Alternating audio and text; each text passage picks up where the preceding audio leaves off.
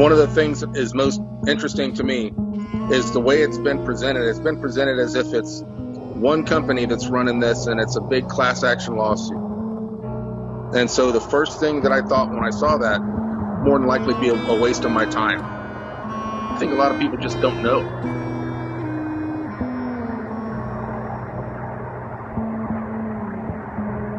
We started this so we could talk to veterans, and do you think that there's a lot of veterans out there who qualify for this and who may not be taking it seriously? Oh man, I think that most of the guys that I know that were combat arms or direct combat, like I was a flight medic. I'm sure they have no idea about it because they don't remember. One of the guys that I know, he was an artillery guy, and he had no idea that he even qualified for it until I told him. And man, it's the military's loud, you know. JRTC is loud. I remember going to JRTC and laying down by the first sergeant while the engineers are stuffing Bangalores underneath concertina wire. You know, the military, I remember they pushed, make sure you got your hearing protection in, hearing protection, going running ranges, hearing protection, you know. And it was, and we knew when we were getting in, you know, with the exception of obviously IEDs and ambushes and stuff like that, you know, most of the time, you know that you're going to be in a situation that's really loud, you know, so you take those precautions and I think a lot of people feel like they took those precautions, so they're good to go, but it didn't matter. Taking those precautions was basically going through the motions. You know, we used to call it a show code, you know, when you know that someone is going to die, but you still go through the CPR and you still go through all the stuff because people that love them are looking at them. You were a regular user of earplugs. You always tried to be diligent with hearing protection. Oh yeah, my job, when I wasn't in an infantry unit, I was a flight medic in the back of a Black Hawk. And those things just running on their own, it's louder than a rock concert, about 170 decibels, maybe more. And we took precautions. Like we had our helmets, and then we also had the earplugs that we wore. I remember we went into Asamoah. I know you have some experience in Afghanistan. Well, in Iraq, the 82nd Airborne Division got ambushed in a little city called Asamoah. And when I got out of the helicopter, they had a perimeter, and they had Delta vehicles with the 50 cals on top of it facing out. And when I took my helmet off, I remember feeling that push in my chest and the explosions, and I was like, holy crap, you know, you can still hear it.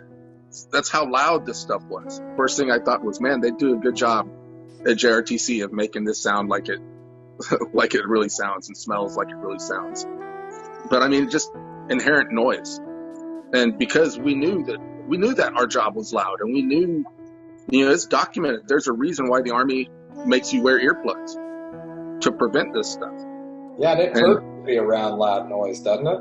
Oh yeah, and sometimes it'll hurt for a couple days. I remember having times where one of my ears would be ringing, and it would just stay ringing for like a whole day, and people would talk to me, and I would hear vibrations almost, you know, like it sounded like they were talking to me through a megaphone, you know. So what kind of things are you seeing out there in terms of, you know, just information you now know to be false? A lot of it was that there was this trial that's coming up, you know, that they had to prove that these guys had done this. They've admitted that they did it, you know, and they're not arguing about it. And that's pretty frustrating to me. But one of the things is getting signed up with you guys was a lot easier than I thought it was going to be. That's my biggest takeaway, is that, you know, it's already been proven that it was faulty and that they knew it was faulty. Yeah. So have you been seeing any sort of disinformation on social media? It's not really disinformation as much as omission of information. You know, the way they put it out makes it seem like it's something that it's not. You know, I didn't find out until after the fact, you know, or deception by omission type thing. You know what I mean? Yeah. That's what it seems like to me. One of the things that is most interesting to me is the way it's been presented. It's been presented as if it's one company that's running this and it's a big class action lawsuit. And so the first thing that I thought when I saw that was that it would more than likely be a waste of my time to get involved with that if it's a class action, because what are they going to do? Send me $3 or whatever it costs for, I don't know, whatever they charge the government for it, you know? That was interesting to me was learning that while the earplugs were failing us, we didn't know that they were failing us necessarily. You know, like there was no physical, it's coming loose in my ear type thing. It just didn't work. And they knew it didn't work. So did you see a lot of other people using the same earplugs? Well, I know my crew. I was a team sergeant for 4 helicopters. And each helicopter had a 4-man crew, pilot in command, a pilot, a crew chief, and a medic. And I know that they all used the same earplugs. But usually by the time we would get places, we didn't have a whole lot of interaction with a whole lot of people. You know, and that wasn't one of the things that I looked at. Hey, is this guy litter bearer wearing earplugs? You know, because he's got a helmet on his head that's, you know, the Kevlar that's kind of covering his ears a little bit. And knowing what I know from the Army, I'm pretty positive those guys had earplugs in. Yeah. Do you think that they probably know what they need to know in order to get signed up for this case? I think at this point, a lot of them don't. They've either got 10% hearing loss from the VA or whatever the VA gives them, and they just think, oh, that's it. I'm getting a hearing aid from the VA. It's being taken care of.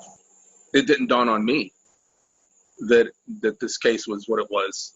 Yeah, I think a lot of people just don't know that they should be included in this. Do you think there's probably a lot of people out there who believe information that is false? Oh, of course. You know, one of the worst things I think about the internet now, well, one of the best things about the internet is that there's tons of information, and you can get information from a bunch of different sources and make up your own mind.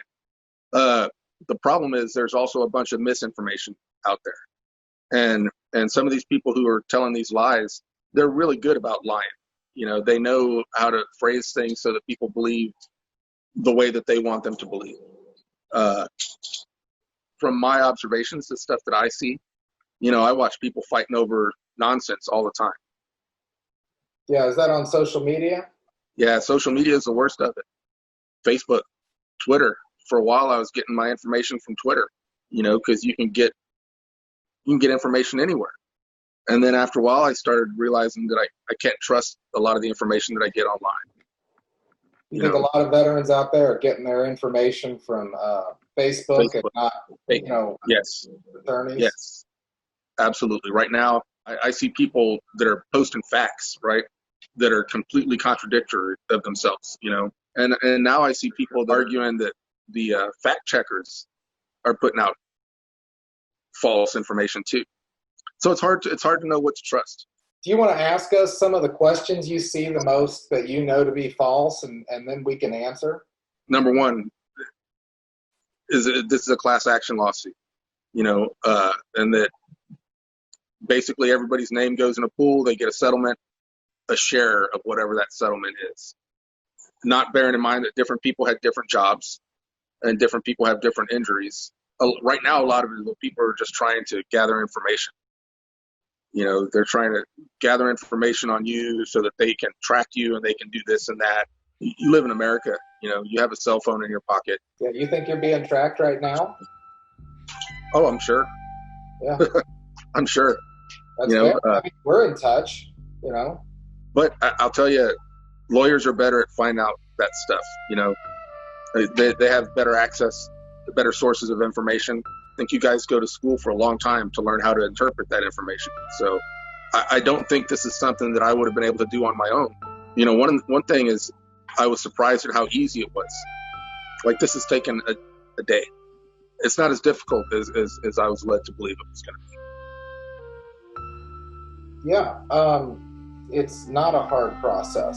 And I think that's part of why we wanted to make this video with you, is because we've heard all about some of the stuff that's on the internet. And, you know, we wanted to get somebody who was an entertainer and who was comfortable, you know, speaking on a platform to comment and to be able to ask questions. You know, I mean, What are the things that you think we should tell veterans right now? They pretty much already won this case. You know, if you have hearing damage from the military and you use those earplugs, that's what this is for. This is for them. I think that information needs to get out to people. It's like, hey, look, if you were in the military between 2003 and whatever the end date was, if you were in combat, if you went to a rifle range, you know, if you went to basic training wearing those earplugs, right? Yeah. The military is really hard on your whole body. And it's harder when someone intentionally does something to make you less protected from injury. You know, because it's not that you're less protected, but it's causing the injury because you're taking, you know, you took those steps. You took those steps to protect your hearing, but those steps were worthless because the earplugs weren't doing what they were supposed to do. And I think that if people realized that they were eligible, they would do a better job of seeking out reimbursement, you know? Yeah. What do you think that, you know, let's say somebody says, I don't want the money. I've got the money. I don't want the money. I mean, can you think of some, you know, ways that the person could collect and then donate or contribute to their fellow veterans? There's tons of veterans charities. You know, we do a lot of work with Regroup Foundation. You know, Regroup Foundation, they do a lot of stuff for transitioning soldiers when they're coming out. You know, we do stuff with the Special Operations Warrior Foundation. There's a lot of cool ways that you can get involved in the veteran community. You know, I don't know if you know, there's an organization called Association of U.S. Veterans, AUSVA, organization out there that takes veterans and puts them on red carpets with celebrities, you know, and we've played some of those events and got to meet some really cool people. If I had more money, that's just more stuff I could do for the people around me. You know what I'm saying? Saying I don't need the money. I think if they realized how little effort is required on their part, they would be singing a different tune. Yeah, I mean, is this something that, you know, you're looking forward to for your family? Well, of course. I mean, anytime that I can have something that's going to give me a little bit more financial stability, it's just one less thing that I have to worry about. You know, and there's enough stuff going on in the world to worry about than whether or not you're going to be able to put gas in your car, you know, or your kids go to college, you know. And I'm finding out that kids get more expensive the older they get. When I was a young E5, you know, I made a lot less money than I do now. But it was a lot less expensive to live. Let me ask you another question then. Go ahead. You could talk to your old unit, you know, the people that you were flying combat missions with. I mean, would you encourage them to give us a call and get enrolled? Oh yeah. In fact, I'm right now, I'm telling other veterans about you guys. I told you about my friend who was a artillery guy. It's not like it's this big litigious thing. I mean, it is. It's money that's owed to them. You know, it's not like, hey, I'm going to go get over on the system. No, this is money that's owed to you because they were wronged. It's not like it was an accident and they found out later on down the line that these earplugs didn't work. They knew the earplugs didn't work when they were selling them to the Army. I think it's something to feel good about. You know, and the other thing too is the company is so big, and holding these guys accountable for this is going to make them change the way they do business in the future. And so by them doing this, not only are they getting some financial help, but they're also preventing soldiers in the future from getting injured from the same thing. And other businesses will see this and they'll know that, hey, if I do wrong by these guys, then I'm going to be held accountable. Yeah. Do you feel like, you know, pursuing claims in court, in this instance, do you feel like this is patriotic? Well, I think anything that you can do for people in the future, and soldiers and Marines and sailors in the future, of course. We have a big veteran push with me and my guys. We do a lot of veterans events. And if we can do something to make future veterans have a better quality of life, then I'm all for it. Right.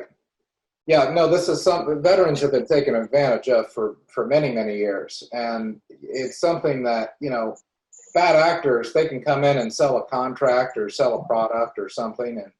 And you know, they know that they can be on down the road and get their money. And I'll give you an example of veterans coming together collectively in the past, and that was Agent Orange. What was in those barrels was pure cancer, and they probably would not have walked through it or sprayed that all around them and into the water that they all shared. So you're joining a long legacy of veterans who are pursuing their rights.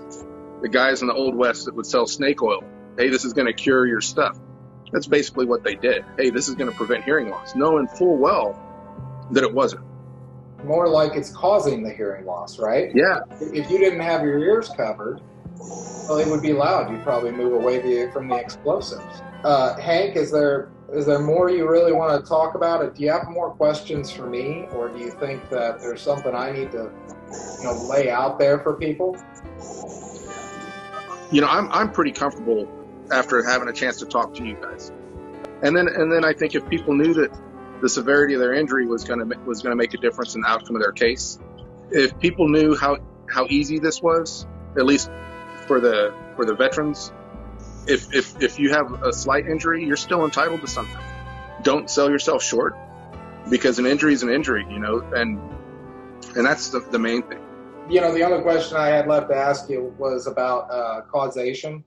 You know, do you think there's probably a lot of veterans out there who think that that their tinnitus and that their hearing loss is from something, and they really have no medical opinion to that effect? Yeah, I think that's just if they were educated on it, and they might think that it's from something else, you know, but definitely the earplugs, you know, because when you're on the range, even just talking on the range, you've got that rifle going off 4 inches from your ear. Would it be safe to say you think a lot of veterans probably attribute their hearing injuries and loss to something, and they probably don't have any real medical evidence to exclude these earplugs? Yeah, I'm sure. You know, and I think that, you know, because they wore the earplugs, they assumed that it wasn't the earplugs because they don't realize that it was that. And did it surprise you to find out it could happen in just one afternoon range session? Well, you know, it surprised me, and it kind of made me mad to know that just one time shooting with these earplugs could cause damage. Because I know that we did a lot of shooting, and we did a lot of flying. Yeah. I gotcha. Well, look, Hank, this is all I need from you. We're going to take this video. We're going to put it in your file. We're going to hack away at it. We won't release anything without your affirmative consent, okay? So Perfect. You'll get a chance to review it, decide how you like it, and if you don't like it, let us know. If you do, we'll go ahead and we'll distribute it according to us. If you have a production team down there that you want us to work with, Justin Roberts. If you can contact Justin Roberts, he's gonna send this stuff off to Jake, and Jake's a pro. So okay, we're gonna have to figure out some confidentiality issues, but I think that we can do that. Okay. Right on. All right. Well, it's good talking with you, Hank, and we'll talk with you later. Okay. Right on. Good talking to you. Nice meeting you too. Thank you. All right. Thanks, guys. All right.